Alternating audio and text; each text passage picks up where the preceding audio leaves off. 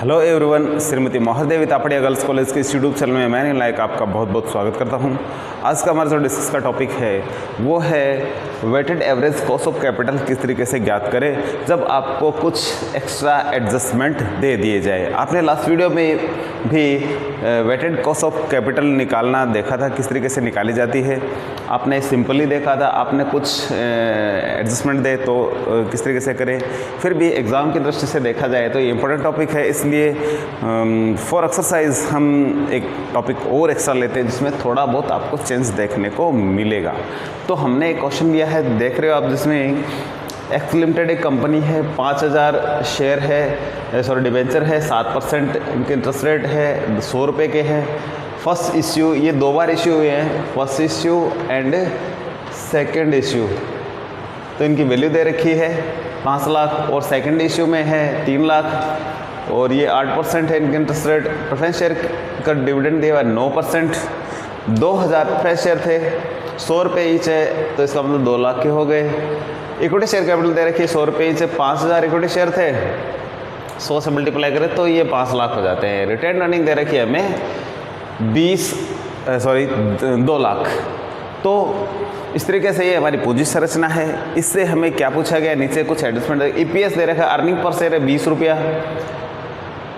Personal tax and corporate tax दे रखा है 30%, दोनों ही सेम है। फिर है केडब्ल्यू बराबर क्वेश्चन मार्क। केडब्ल्यू का मतलब cost of average weighted cost of capital, average weighted cost of capital है ये। तो किस तरीके से निकालेंगे, तो इसके लिए सबसे पहले इनके जो जितने भी मान है टोटल वो निकालने पड़ेंगे हमें। तो सबसे पहले इसके जो मान की बात करें तो हम इनके मान ही निकालते हैं। यहाँ से स्टार्ट कर रहे हैं। सबसे पहले के डी नंबर 1 स्टार्ट करें के डी से। Cost of debenture first issue, 1 number सबसे पहले इश्यू है। इनका फॉर्मूला है आई बटे interest upon N P into 100 1 minus T. ये कॉर्पोरेट टैक्स है, ये आफ्टर टैक्स का ये फॉर्मूला। तो इसमें हम एक तो ये हो गया, दूसरा हम देखते हैं के डी सेकेंड इश्यू। इसमें फॉर्मूला सेम ही लगना है तो पहले हम क्या करते हैं, एक एक चीज़ को निकाल लेते हैं। फॉर्मूला दोबारा नहीं लिखना पड़ेगा हमें। तो सबसे पहले जो हमें दिया हुआ है, इंटरेस्ट दे रखा है पहले का फर्स्ट इश्यू का 7%, 7 अपॉन नेट प्रोसीड्स। कुछ निर्गमन लागत है नहीं, तो इसलिए क्या होगा, हम क्या करेंगे, सीधे नेट प्रोसीड्स जो इसकी वैल्यू है वही हो जाएगी। तो 100 रुपये का ही है तो 100 आ जाएगा इंटू 100, फिर आएगा 1 माइनस टैक्स है 0.3। ये तो हुआ पहले का, इसकी वैल्यू और निकाल देते हैं साथ में। 100 से 100 काट देंगे, 7 इंटू 1 में से जाएगा 0.3, तो यहाँ 0.7 ही रह जाएगा, तो आएगा 4.9। उसके बाद में दूसरा भी हमारा यही है, के डी सेकेंड इश्यू।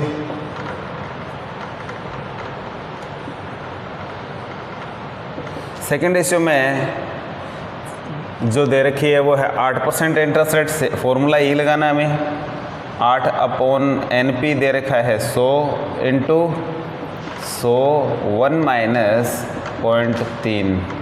टैक्स की रेट ये सेम ही रहेगी क्योंकि सेम ही दे रखा है कॉर्पोरेट की। तो ये आ जाएगा 8, 100 से 100 कट जाएंगे, इंटू 1 में से 0.3 घटाएगी तो 0.7, तो इसका जो मान आएगा 5.6। तो इस तरीके से इन दोनों का जो है वैल्यू है वो इस तरीके से हमने निकाल लिया। के डी का कॉस्ट ऑफ डिबेंचर, ये भी आफ्टर टैक्स है। बिफोर टैक्स का फॉर्मूला अलग होता है, आफ्टर टैक्स का यही होता है। अब हम बात करते हैं प्रेफरेंस शेयर की, नंबर 3 पे। कॉस्ट ऑफ प्रेफरेंस शेयर, इसको केपी के नाम से जानते हैं। इसका होता है डी अपॉन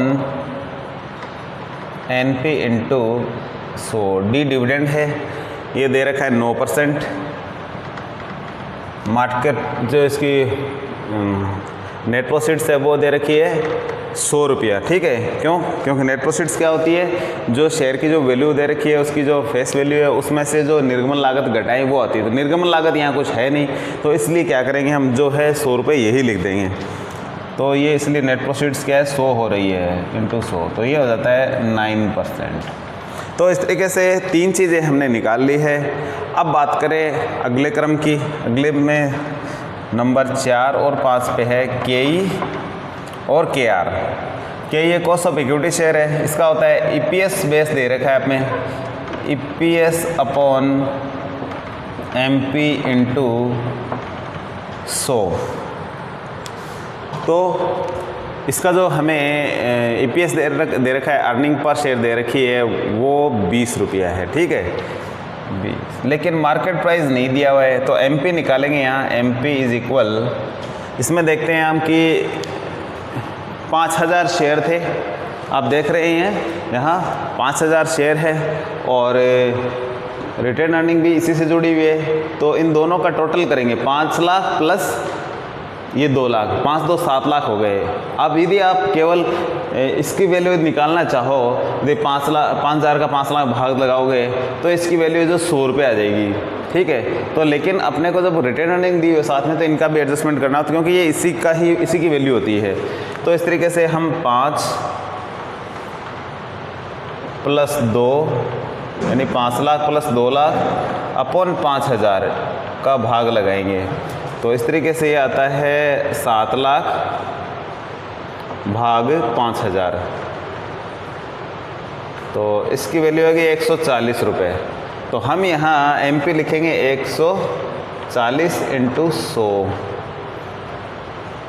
तो इसकी वैल्यू भी हम निकाल के देख लेते हैं कैलकुलेटर से कि कितनी आती है। तो इसकी जो वैल्यू है वो आ रही है 14.286%। तो सभी के आंकड़े सब परसेंटेज में हैं, हमने यह लगाया नहीं था, अब लगा दिया है। तो ये आ गया। अब है KR, 5वें नंबर पे है KR, cost of retained earning. Cost of retained earning में जो फॉर्मूला लगाएंगे हम वो आएगा E, या तो इसी के यानी KE से टैक्स का एडजस्टमेंट करते हुए सीधा निकाल सकते हैं, या बड़ा फॉर्मूला भी लिख सकते हैं E/MP या 1 - TP इंटू 100। तो E हमारा अर्निंग पर शेयर थी, EPS है ये, E का मतलब यहाँ EPS से है, ये था 20 अपॉन 140 इंटू 100, फिर 1 - इंटू भी हो जाएगा इसके, या ऊपर लिख देते हैं इसको यहीं 1 - 0.3 इंटू 100। तो इस तरीके से यहाँ थोड़ा सा इसका कैलकुलेशन करते हैं हम। तो 20 को यहाँ बचेगा, थोड़ा सा एक स्टेप और लिख देते हैं, 20 इंटू 0.7 अपॉन 140 इंटू 100। तो इस तरीके से इसको यदि हल करें अपन, यहीं हल कर देते हैं, 1 0 से 1 0 काट दिया, एक और पॉइंट हटाएंगे तो यहाँ एक 0 या गुणा 10 और लिख देते हैं, ठीक है। तो ये 7 को हम काट देते हैं इससे 2 से, और ये यहाँ 10 से 10 कट जाएंगे, 2 का 20 में भाग लगाएंगे तो ये 10% आ जाएगा। तो इस तरीके से जो इसकी वैल्यू है वो आ रही है 10%। तो हमने सारी चीज़ें निकाल ली है। अब शायद हमें मेरे ख्याल से सभी चीज़ें आप देख रहे हो, कुछ भी नहीं निकालना है, सारी चीज़ें। अब हमें क्या करना है, सिर्फ कैलकुलेशन करना है, ठीक है, जो कि एक तालिका के अंदर करना होगा, ठीक है। तो इसको कंपटीशन कर लेते हैं, इसको होते हैं competition of average weighted cost of capital. तो सबसे पहले हमें जो चीज़ लिखनी है वो है सोर्स। सोर्स में ये आ जाएंगे जो भी नाम हमारे जिन जिन चीज़ें हैं, फिर आ जाएगी इनकी कैपिटल है जो, जिसे हम x का नाम दे देते हैं, ठीक है, या वैल्यू। सोर्स वैल्यू और इसको नाम x दे देते हैं। फिर इनका निकाल लेते हैं वेट,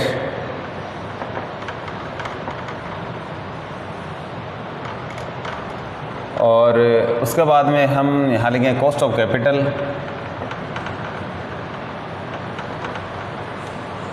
तो वैल्यू से हमें क्या है, वेट निकालना है। जब हमने वेट का ले लिया तो इस x की फिर ज़रूरत नहीं पड़ेगी हमें, वेट प्लस जो कॉस्ट ऑफ कैपिटल आएगी, ठीक है, तो हम उसको लेंगे। तो x का जो नाम है हम इसको देंगे x। हमने ये वेट का एक खाना और बना लिया। यदि वेट नहीं लिखते सीधा मल्टीप्लाई करते तो सीधा फिर यही हो जाता। और ये आएगा, ये हो जाएगा W वेट, ये हो जाएगा x और ये हो जाएगा WX, यानी weighted cost of capital, weighted cost of capital. तो इस तरीके से हमने सारी जो चीज़ें लेनी थी वो ले ली है। जितने हमें कॉलम बनाने थे वो बना लिए। अब आगे देखो कितनी रो बनेगी और वो सब क्लियर कर लेते हैं। तो सबसे पहले सोर्स में लिखेंगे यहाँ 7% डिबेंचर फर्स्ट इश्यू, फिर है 8% डिबेंचर सेकंड इश्यू, फिर है 9% प्रेफरेंस शेयर, और फिर है इक्विटी शेयर,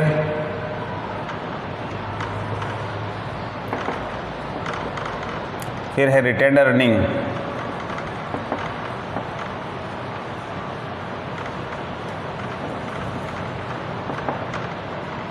और नीचे एक टोटल का खाना हम और बना देते हैं।